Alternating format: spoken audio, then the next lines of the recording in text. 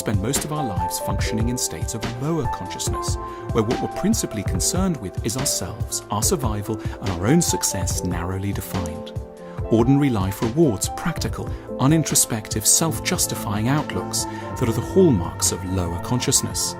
Neuroscientists speak of a lower part of the brain they call the reptilian mind, and tell us that under its sway we strike back when we're hit, blame others, quell any stray questions that lack immediate relevance, fail to free associate, and stick closely to a flattering image of who we are and where we're headed. However, at rare moments when there are no threats or demands upon us, perhaps late at night or early in the morning, when our bodies and passions are comfortable and quiescent, we have the privilege of being able to access the higher mind, what neuroscientists call our neocortex, the seat of imagination, empathy, and impartial judgment. We loosen our hold on our own egos and ascend to a less biased and more universal perspective, casting off a little of the customary anxious self-justification and brittle pride. In such states, the mind moves beyond its particular self-interests and cravings. We start to think of other people in a more imaginative way.